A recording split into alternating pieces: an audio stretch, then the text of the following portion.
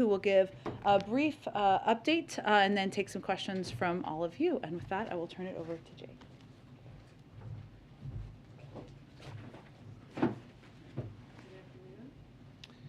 Good afternoon. Thanks, everybody, for giving me the opportunity to be here. I'd like to make a few comments on the situation in Russia and Ukraine, and then I'd be happy to take your questions. We continue to see signs of Russian escalation, including new forces arriving at the Ukrainian border. As we've said before, we are in the window when an invasion could begin at any time, should Vladimir Putin decide to order it. I will not comment on the details of our intelligence information, but I do want to be clear. It could begin during the Olympics, despite a lot of speculation that it would only happen after the Olympics. As we've said before, we are ready either way. We are ready to continue results-oriented diplomacy that addresses the security concerns of the United States, Russia, and Europe, consistent with our values and with the principle of reciprocity. We've continued to make that clear to Russia in close coordination with our European allies and partners. We are also ready to respond decisively alongside those allies and partners should Russia choose to take military action. Our response would include severe economic sanctions with similar packages imposed by the European Union, the United Kingdom, Canada, and other countries. It would also include changes to NATO and American force posture along the eastern flank of NATO. And it would include continued support to Ukraine. The President held a secure video conference today with key allies and partners to coordinate our approach to this crisis. The participants were the UK, France, Germany, Italy, Canada, Poland, Romania, the Secretary General of NATO, and the Presidents of the European Union. We have achieved a remarkable level of unity and common purpose from the broad strategy down to the technical details. If Russia proceeds, its long-term power and influence will be diminished, not enhanced, by an invasion. It will face a more determined transatlantic community. It will have to make more concessions to China. It will face massive pressure on its economy and export controls that will erode its defense industrial base. And it will face a wave of condemnation from around the world. If, on the other hand, Russia truly seeks a diplomatic outcome, it should not only say so, it should pursue that diplomatic outcome. We are prepared to do that. We have put concrete proposals on the table. They are now out there for the world to see. We're prepared to engage on them and to discuss the principles and parameters of European security with our European partners and with Russia. Whatever happens next, the West is more united than it's been in years. NATO has been strengthened. The alliance is more cohesive, more purposeful, more dynamic than at any time in recent memory. In terms of immediate next steps, President Biden and his team will remain in close contact with our allies and partners to coordinate both on the potential for diplomacy and on any response that is necessary should Putin decide to order military action. We are continuing to reduce the size of our embassy footprint in Kyiv, and I now want to take a moment to echo what both President Biden and Secretary Blinken have already said. We encourage all American citizens who remain in Ukraine to depart immediately. We want to be crystal clear on this point. Any American in Ukraine should leave as soon as possible, and in any event in the next 24 to 48 hours. We obviously cannot predict the future. We don't know exactly what is going to happen, but the risk is now high enough, and the threat is now immediate enough that this is what prudence demands. If you stay, you are assuming risk with no guarantee that there will be any other opportunity to leave and no prospect of a U.S. military evacuation in the event of a Russian invasion. If a Russian attack on Ukraine proceeds, it is likely to begin with aerial bombing and missile attacks that could obviously kill civilians without regard to their nationality. A subsequent ground invasion would involve the onslaught of a massive force. With virtually no notice, communications to arrange a departure could be severed and commercial transit halted. No one would be able to count on air or rail or road departures once military action got underway. Now again, I'm not standing here and saying what is going to happen or not happen. I'm only standing here to say that the risk is now high enough and the threat is immediate enough that prudence demands that it is the time to leave now. While commercial options and commercial rail and air service exist, while the roads are open. The President will not be putting the lives of our men and women in uniform at risk by sending them into a war zone to rescue people who could have left now but chose not to. So we are asking people to make the responsible choice. With that, I'm happy to take your questions. Yeah. Thanks, Jake. I know you don't want to get into the intelligence, but can you give us any sense what has changed over the past 24 or 48 hours to lead to your new level of concern? Well, first I would say when I appeared on the Sunday shows last weekend, I made the point that we were in the window, that Russian military action could begin any day now, and that remains true. It could begin any day now, and it could occur before the Olympics have ended. I'm not going to get into intelligence information, but if you look at the disposition of forces in both Belarus and in Russia on the other side of the Ukrainian border, from the north, from the east, the Russians are in a position to be able to mount a major military action in Ukraine any day now. And for that reason, we believe that it is important for us to communicate to our allies and partners, to the Ukrainians, and to the American citizens who are still there. I want to be crystal clear, though. We are not saying that a decision has been taken, a final decision has been taken by President Putin. What we are saying is that we have a sufficient level of concern based on what we are seeing on the ground and what our intelligence analysts have picked up, that we are sending this clear message. And it remains a message that we have now been sending for some time. And it is, yes, it is an urgent message because we are in an urgent situation. But just to clarify, so you now believe that Russia has all the forces it needs to mount a full-scale invasion of Ukraine?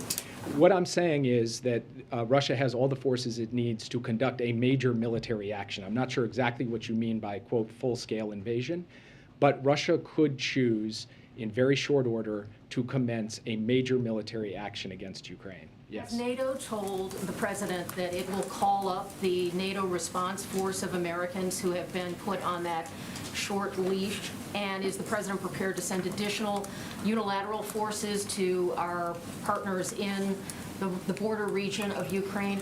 And is it your judgment and the judgment of U.S. intelligence and the U.S. government that Putin is behaving as a rational actor in his judgments at this point?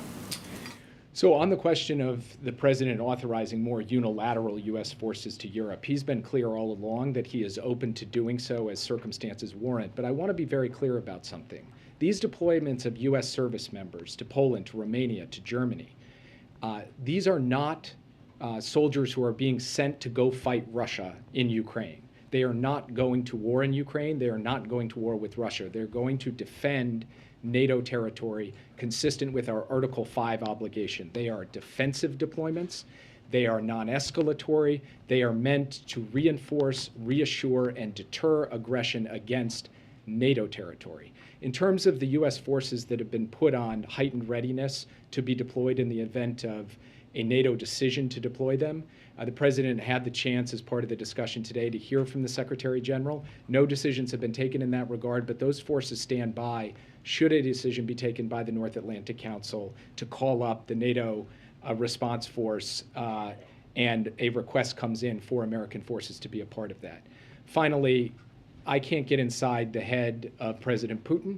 I'm not going to speculate as to his motivations, his intentions, or at this point his decisions. All I will say is that we are ready either way. If President Putin wants to engage in diplomacy, we are prepared to engage in diplomacy. We would like to find a diplomatic path forward, and we've sketched out the parameters and principles for that. If President Putin chooses to move forward, we will work in lockstep with our allies and partners to respond decisively. Thanks, Jake. It sounds like you're saying that the assessment previously that Putin has not yet made a decision still stands. So I guess based on that, is it your assessment that it's more likely that invasion could happen now than previously believed? Look, it's hard to assign percentage probabilities to any of this. We have to think about the range of scenarios that we confront, and it's our job to be ready for all of them. So what I will say is that the way that he has built up his forces and put them in place, along with the other indicators that we have collected through intelligence, makes it clear to us that there is a very distinct possibility that Russia will choose to act militarily, and there is reason to believe that that could happen on a reasonably swift time frame. Now, we can't pinpoint the day at this point, and we can't pinpoint the hour, but what we can say is that there is a credible prospect that a Russian military action would take place even before the end of the And Olympics. the warning that you just delivered to Americans who are in Ukraine saying that they should get out now while they still can, do you have a picture of how many Americans right now are in Ukraine? I would refer you to the State Department for the specifics on They this said they because don't know. I don't want to do it off the top of my head. There's basically two categories. There are those who have registered with the embassy and those who have not registered with the embassy. In the first category, obviously, they have a number, although some of those folks have already left and didn't deregister. In the second category, we don't know because, of course, no American is obligated or required. So you can't fix a perfect number, but they're the ones who are best positioned to be able to explain what our current picture is of American citizens in Ukraine. What I can do is stand before the world media and send a very clear message to all Americans and to any American who's in Ukraine right now who needs help, needs financial help, or needs logistical help to take advantage of a commercial option to get out, please call the U.S. Embassy in Kyiv because we stand ready to provide that help. Yes. Thanks, Jake. Just two quick questions. One, are you looking at this being some kind of attack on Kyiv, on the Donbass, on another region? Do you have any sense of that? And then what is the level of confidence that the intelligence community has in what they're hearing about this plan, especially about the potential for it to come before the end of the Olympics?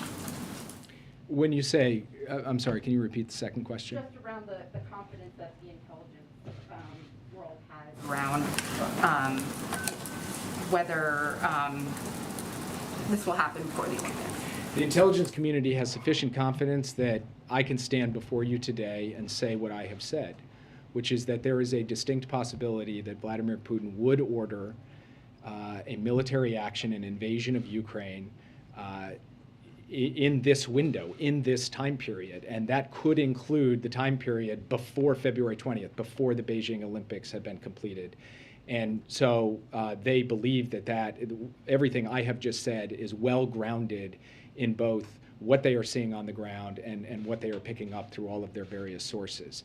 Now, to your question about what type of action it would be, we've been clear that it could take a range of different forms, but I want to be equally clear that one of those forms is a rapid assault on the city of Kyiv. That is a possible line of attack, course of action that the Russian forces could choose to take.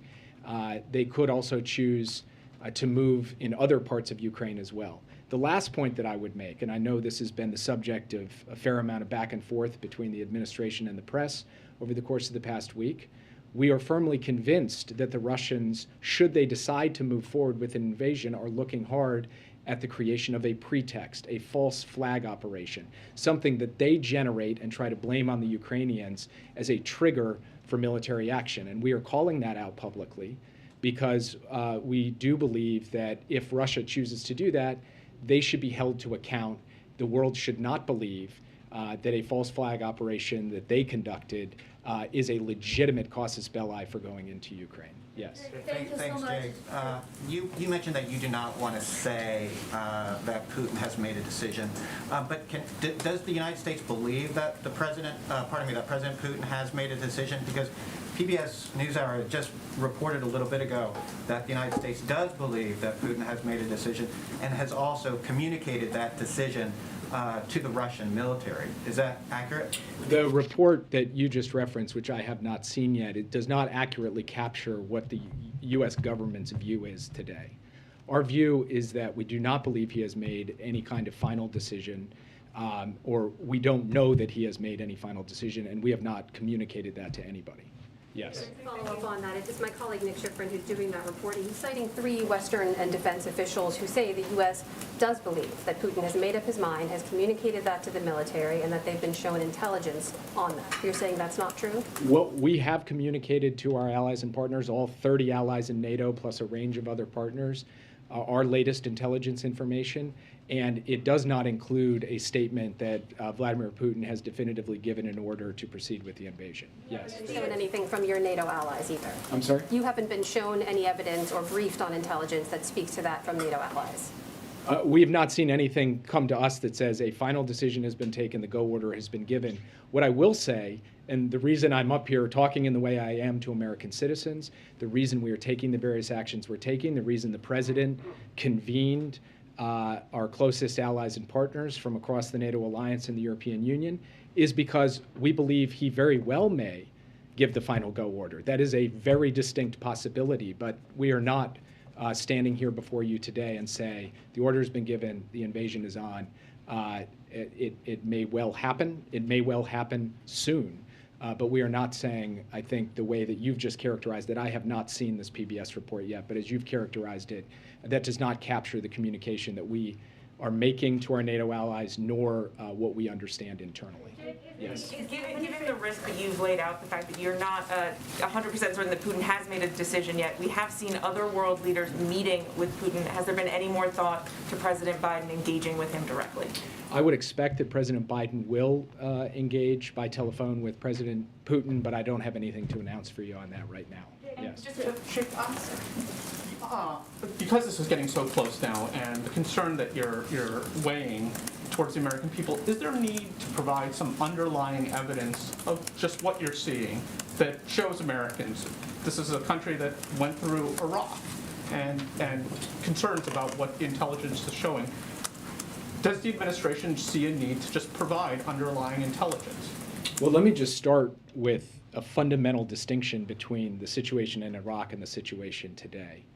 In the situation in Iraq, intelligence was used and deployed from this very podium to start a war. We are trying to stop a war, to prevent a war, to avert a war. And all we can do is come here before you in good faith and share everything that we know to the best of our ability while protecting sources and methods so we continue to get the access to intelligence we need. But there's another big difference between what happened in 2003 and what's happening in 2022. And that is, in that case, it was information about intentions, about hidden things, stuff that couldn't be seen. Today, we are talking about more than 100,000 Russian troops amassed along the Ukrainian border with every capacity out there in the open for people to see. It's all over social media. It's all over your news sites. So you can believe your own eyes that the Russians have put in place the capabilities to conduct a massive military operation against Ukraine, should they choose to do so. And then finally, I would just say, if you look at the course of the past few months, as we have said, we predict there will be a buildup of this kind. Our information is telling us that the Russians are likely to move in these ways. Thus far, in November, in December, in January, that has borne out. So I think when you take all of that together, we put forward a credible case. But it's not my job to stand up here and convince any of you of anything. It's your job to ask the questions and do what you can do. All I can do is, based on the best information I have available, that I can share, that the President can share, the Secretary of State can share, put that out there in close consultation with our allies and partners. That's what we've done. At what point, Jake, would you expect the country would hear directly from the President on this and the risk to world order of Vladimir Putin rolling tanks or bombing a foreign capital?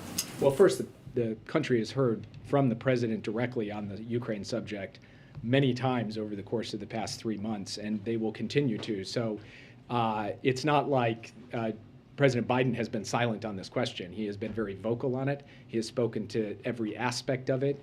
He has read out his calls on it with world leaders, his meetings, et cetera.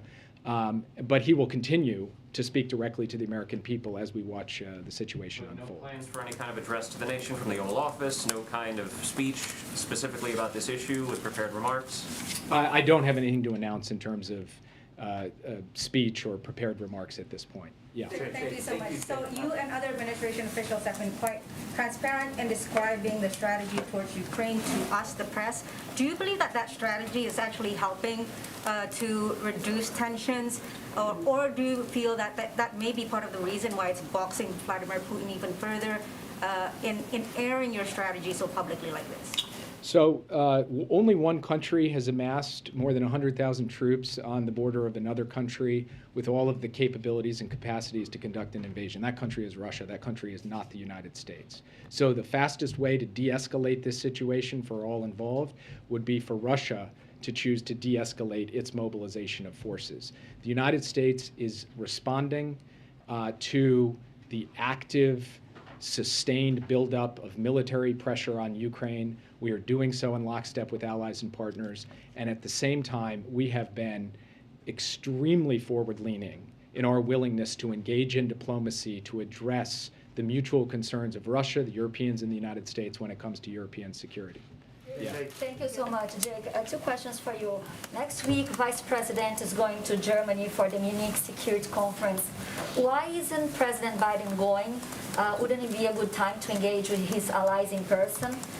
Is he doing enough to avoid a war? And the second question, next week the Brazilian president is going to Russia to meet with Vladimir Putin.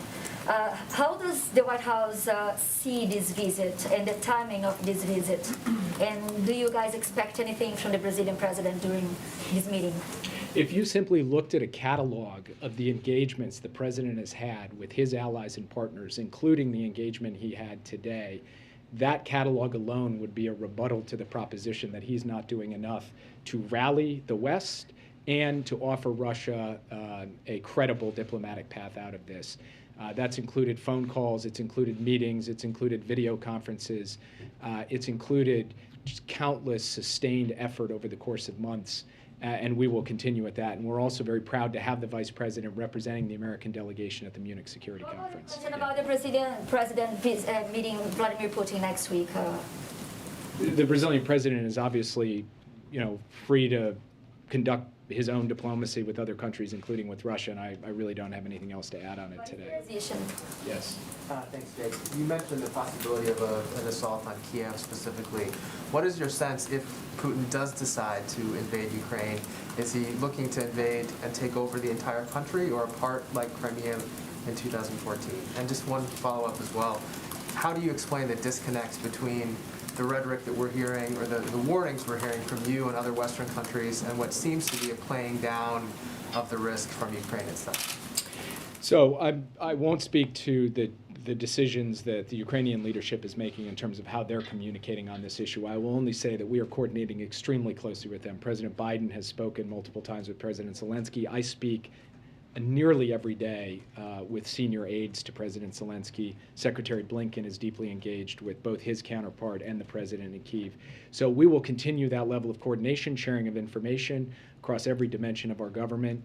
But I can't characterize why it is that they're choosing their course. I can only say that based on the information we have, we've chosen to be as transparent as possible with what we see as a significant risk of military action in Ukraine. And as to your other question, I can't obviously predict what the exact shape or scope of the military action will be. As I said before, it could take a variety of forms. It could be more limited, it could be more expansive, but there are very real possibilities that it will involve the seizure of a significant amount of territory in Ukraine and the seizure of major cities, including the capital city. One second, let her go. Jake. The president's departure is at 2:25, and so if people want to leave, they need to leave now? If people want to leave, they should leave now. We'll proceed. Jake is not one of those people. If people are going to the departure from the president, you should depart now. But Jake. Do you think that Russia? Thank you. Sorry, I'm just going to give people a moment to, I guess, if they have to. Okay. Yeah. Thank you, Jake. I'll wait until people get up. Okay.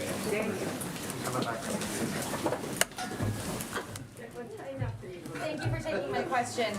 Did the U.S. wait too long to arm Ukraine, especially with respect to weapons that could defend against an airstrike like you laid out? Did they wait too long to move U.S. forces to NATO countries? And does the president still view the idea of pre-invasion sanctions as a stupid question?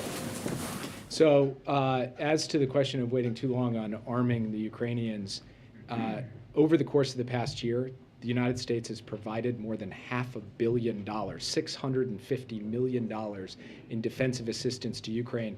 That's more than has ever been given by any president in any year at any time, and that began more than a year ago under the presidency of Joe Biden. Second, we have made good on the commitment to get those deliveries into the hands of the Ukrainian armed forces. Those are defensive weapons intended to defend Ukraine against aggression. They are not meant for offensive purposes against any country. So we feel very proud of the contribution and commitment that we have had to helping the Ukrainians be able to defend themselves. With respect to the question of the deployment of forces to defend NATO territory, our view is that in addition to the 80,000 strong U.S. force presence in Europe today, that's showing in Poland and Romania in particular, but also through the deployment of air squadrons to the Baltics, as we had a few days ago, and other significant moves we've made, a carrier in the Mediterranean that for the first time in 30 years actually flew the NATO flag as well as the American flag, that we have been forward-leaning and robust in defending and reassuring our NATO allies. And you don't have to take it from me.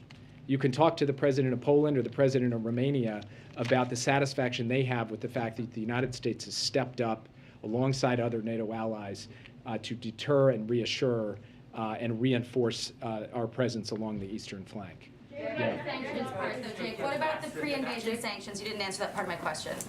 Is the president looking at sanctions ahead of an invasion any differently than he has been up until this point, given the escalation that we're seeing from Russia? The president believes that sanctions are intended to deter, and in order for them to work to deter, they have to be set up in a way where if Putin moves, then the costs are imposed. We believe that that is the right logic, both on its own merits, but equally importantly, we believe that the most important fundamental for anything that unfolds in this crisis, whether through diplomacy or as a result of military action, is that the West be strong, be united, and be determined to operate with common purpose. And he believes that the sanctions approach he's taken in lockstep with our European partners, the Canadians and others, puts us in a position for the West to be able to respond to this contingency in the most united and purposeful way possible. That will pay dividends for us in this circumstance, but it will also pay enormous strategic dividends for the United States in the years and decades ahead. Our understanding is that there was a sudden meeting last night in the Situation Room to talk about Russia, and now you and Secretary Blinken are obviously using sharper rhetoric about the timing of the invasion. I know you don't want to get into specific intelligence, but is there something that prompted the meeting last night and that has changed the administration's assessment overnight? So I'm not going to speak to internal deliberations, and I'm not going to get into the specifics of intelligence information. What I am going to say is that for some time now, including out of my own very mouth, we have been talking about how we had entered the window where any day now a military action could be taken. That was the formula I was using several days ago. Now, as we gain more information, our view that military action could occur any day now and could occur before the end of the Olympics is only growing in terms of its robustness, so that I can stand here and say that is a very, very distinct possibility. But I just want to say two things. First, we can't predict the exact determination that Putin would make if and when he makes a determination. So all we can say is that the strong possibility of action, the distinct possibility of action in a relatively near-term time frame, including along the time frame that I've laid out, that Secretary Blinken talked about, that is backed up by our view of what's happening on the ground, and it's backed up by information that we continue to acquire day by day, including over the course of the past few days. Yes. Do you believe that? Jake, why would can you just delve into a little bit more? Why would Russia risk provoking China with an action during the Olympics? And secondly, can you just speak more broadly to the China-Russia, what looks like an emerging alliance here on certain issues, and how much does that concern you? So I'd say three things about this. First, Russia's calculus vis-a-vis China, whether they're going to make Beijing upset or not, that's kind of between Russia and China, and Putin will obviously have to decide what he wants to do on that front. China also has its own decisions to make.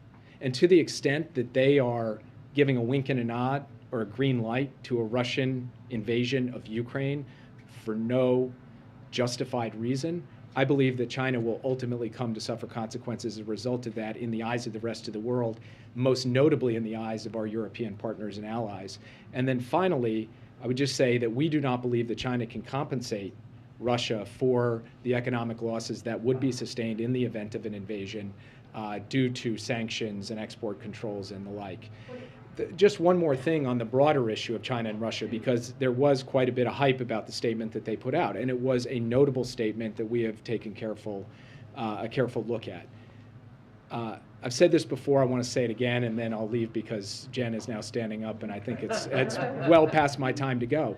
The United States, under the Biden administration, has confidence in us and in the West. We are 50% plus of global GDP. China and Russia are less than 20%. We have innovation, we have entrepreneurship, we have freedom. And when you put all of that together, the tools and capacities that we can bring to bear, now that we are more united, more purposeful, more dynamic than we have been in a very long time, we are well situated to be able to deal with any threat or challenge that would be posed to us by any autocracy in the world, including the two that you just mentioned. So let me just leave it at that. Thank you, guys. You don't think China could bail them out from sanctions, right, Jay? To be clear, you can come as long as you want. I just don't want to get in trouble with your team when we ask you to come back the next time. Can we get a read on the pool situation? Absolutely. Apologize for the confusion. So the president's still in a meeting. Karine here is going to monitor when he gets out of the meeting, when you all need to depart. Amr or others, if you want to come back, sorry, we did not want you to miss the president's departure, but we had a little miscommunication internally. Yes, and he is still meeting, so it will not leave without him. We have been assured of that.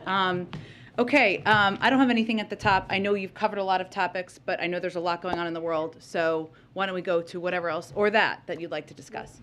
On that, if you just say on that, what should we expect this weekend? Things have obviously escalated or moved forward. Is the president going to be talking to European leaders? What should we expect this weekend as this moves forward? Sure. Well, as you know, the president just spoke with a number of his European counterparts, as well as Prime Minister Trudeau. I believe we put out, have you seen a readout yet of his call with Prime Minister Trudeau? If not, I will give it to you right now. Have you seen it yet in your inbox? Okay, this is what happens when you don't bring your phone out here, so here you go.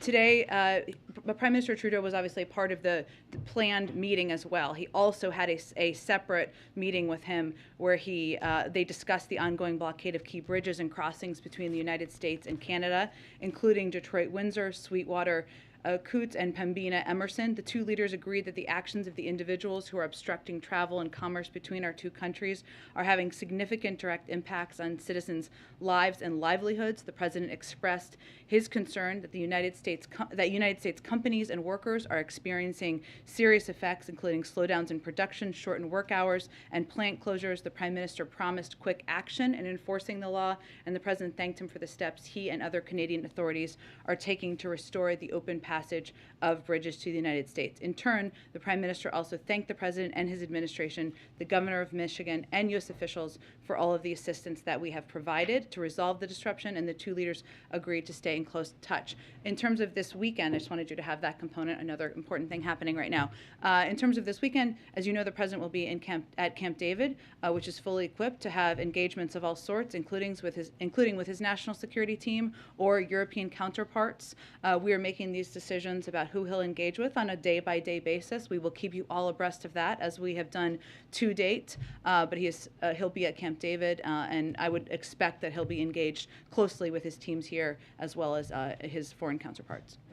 On the Supreme Court, Yeah. when will President Biden meet with Senate Republicans in the Judiciary Committee? And also just a point of clarification from the interview with Lester Holt. I believe he said about 4 people he's doing the deep dive on. 3.5, 4.5. There's no 3.5 people, Homer. If you could, just offer, are we down to 4 finalists? Well, I'm not going to build on what the president said. It is natural that as this process has proceeded, that the list would become smaller. That's a natural part of the process. But again, as he's said many times, he is looking at a range of qualified individuals, strong legal minds, individuals with strong credentials, who have strong character and a dedication to the rule of law. But in terms of the specific numbers, I understand your question. It's natural it will be growing smaller, but I don't have anything to build on to what he said. Senate Republicans? He will continue to consult consult closely with Democrats and Republicans. That will continue into next week, but I don't have anything to preview for you at this point in time. Go ahead. Thanks, Jen. The diplomats that are being moved out of the U.S. Embassy in Ukraine, where are they going? Are they going to other countries? Are they being taken to safer locations within Ukraine? What can you tell us? It's a great question. I'd really refer you to the State Department. Typically, when we reduce a presence at an embassy, that means they depart the country. But I can certainly check with them and get you more details on that. Typically, it means they would return to a home base. What's the administration's current assessment of Putin's strategy in the Black Sea? Is it to cut off Ukraine's naval access? In terms of the exercises, I mean, our assessment is that this is a part of ongoing escalatory actions, whether it's military exercises or the buildup of more troops that we have seen at the border in terms of what it means and what he's preparing for. I would point you to what our National Security Advisor just said, which is that, you know, we continue to watch closely to assess. Our role here is to prepare for a range of steps he might take, but beyond that, I don't have any prediction of what that means. Go ahead. Thanks, Jen.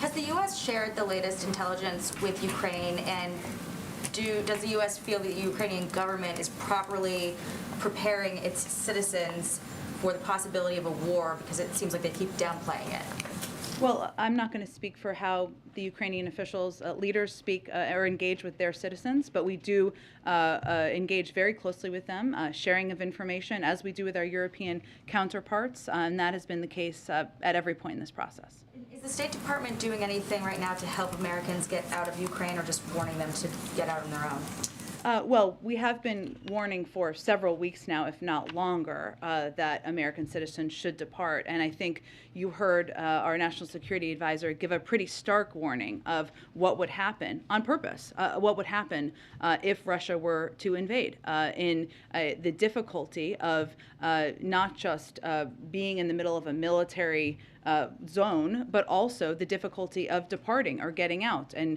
the fact that means of departure could be cut off. And that was, we feel, important for American citizens in Ukraine to understand. We have been conveying that if American citizens don't have the means to depart, that we would provide assistance for those purposes. That has been the case for several weeks now. If we don't know if Putin has made up his mind, why are we hearing this warning from Jake Sullivan that Americans should get out, ideally within the next 24 to 48 hours specifically? I don't believe we've heard that window from him before.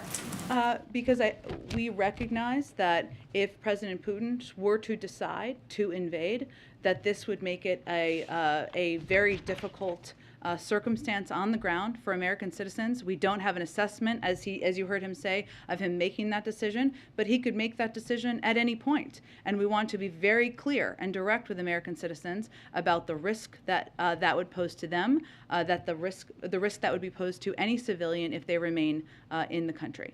And this is now the second evacuation of Americans in the course It's not actually an evacuation, to be clear. American citizens can depart Ukraine. There are means of departing Ukraine. This is not a country where we are at war, where we have tens of thousands of troops who have been fighting a war for 20 years, so it's incredibly different. Correct, you are correct in that. But it's the second time we've urged American citizens to get out of a country. Actually, we've urged American citizens to depart a number of times, and that is. Well, I think this, but let me finish here, because I think it's important for people to understand. We urged American citizens to depart Kazakhstan. We urged American citizens to depart Ethiopia.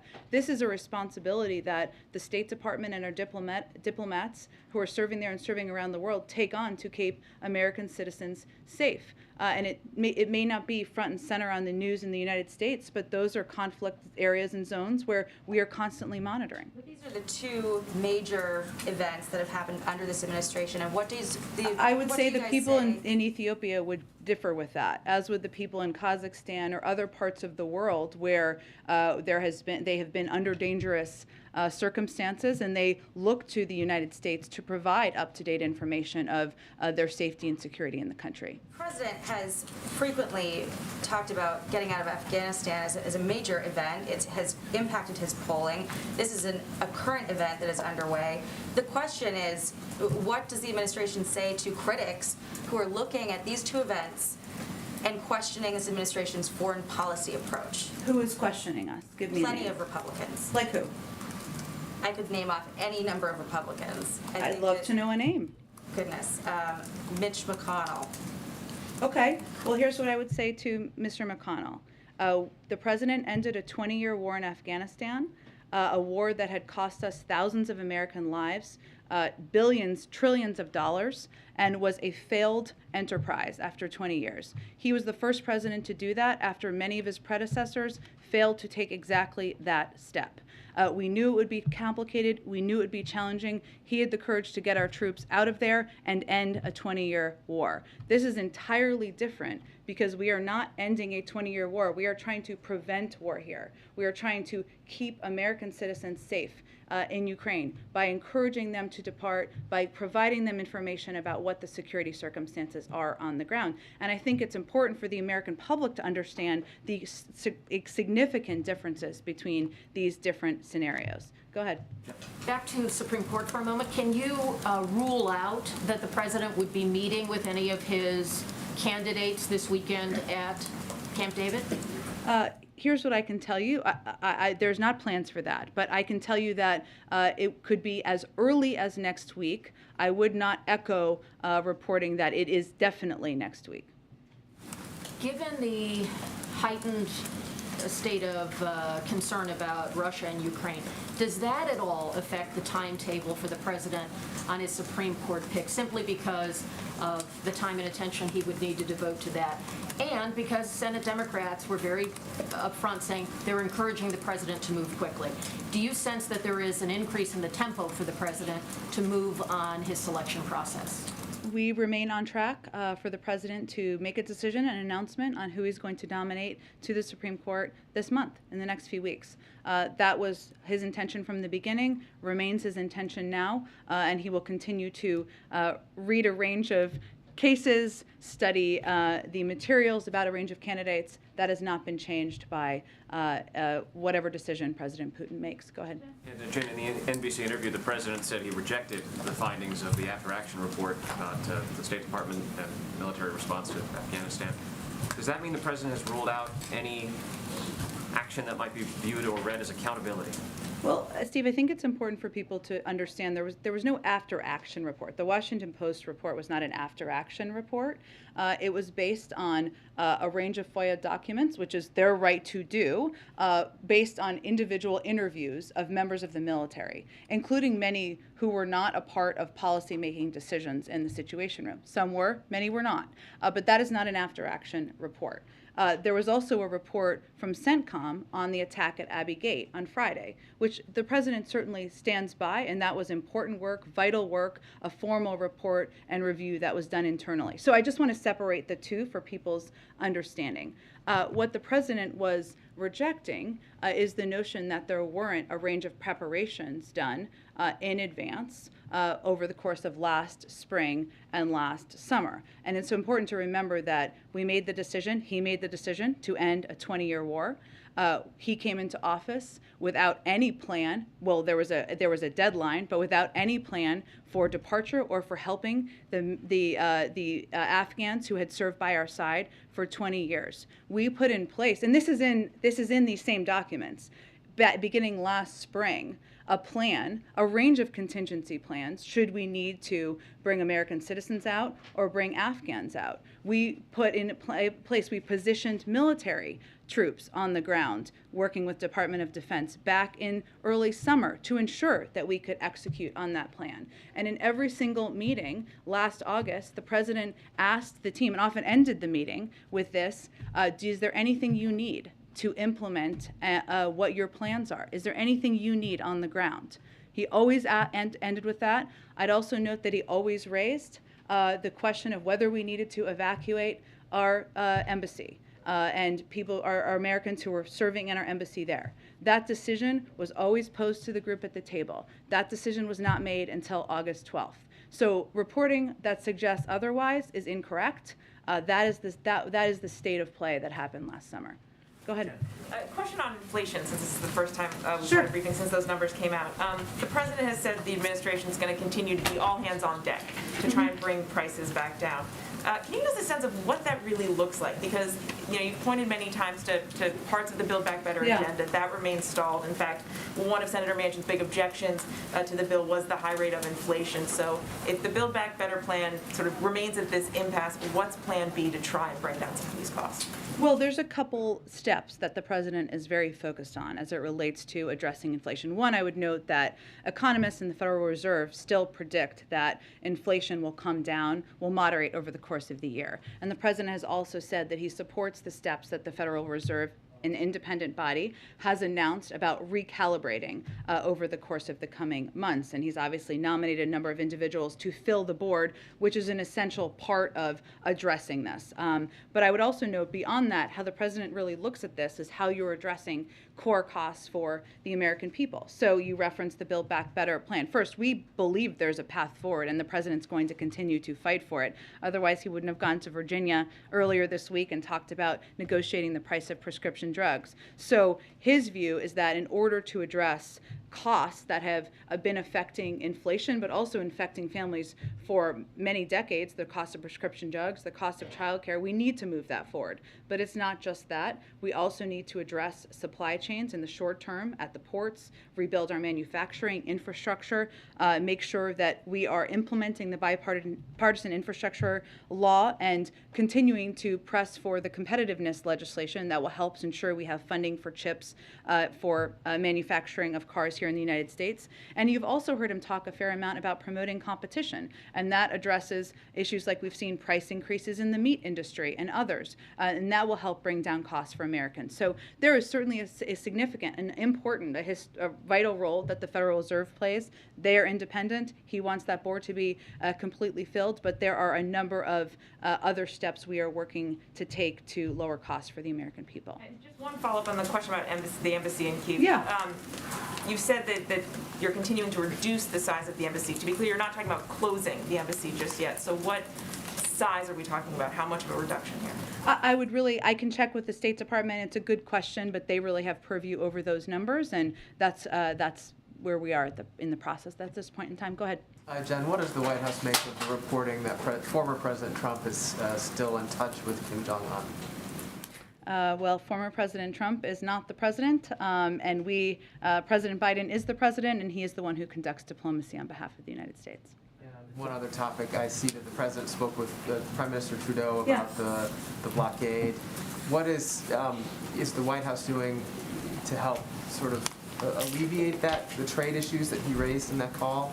And more broadly, is the White House or is the government preparing for any kind of similar types of demonstrations here?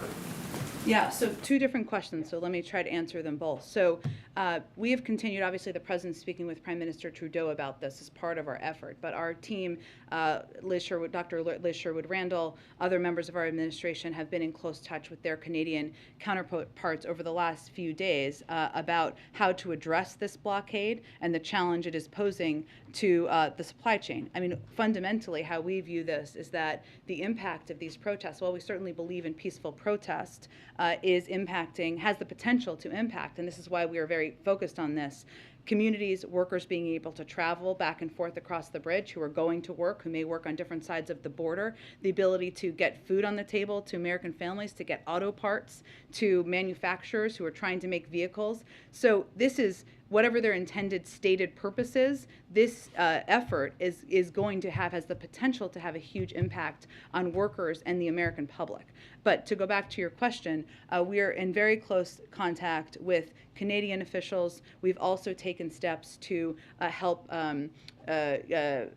detour routes so that a number of these trucks can move in different routes and be able to cross the border. So for example, while the Windsor-Detroit Ambassador Bridge continues to remain closed, Port Huron is fully operational. Customs and Border Patrol is rerouting traffic to Port Huron, where all 9 commercial lanes are open. The Detroit-Windsor Tunnel is open, which is a way that individuals who are trying to work on different sides of the border are able to travel as well. And Secretary Mayorkas has also spoken with local officials in affected and potentially affected states, as has Secretary Buttigieg has been deeply involved with this as well. On your second question, we are of course, on reports of a similar freedom convoy, I think you're asking about, right, in D.C., event in D.C. in early March, the Department of Homeland Security obviously put out a statement on this the other night. They're aware of these reports. They're taking all necessary steps to ensure that the convoy does not disrupt lawful trade and transportation or interfere with federal government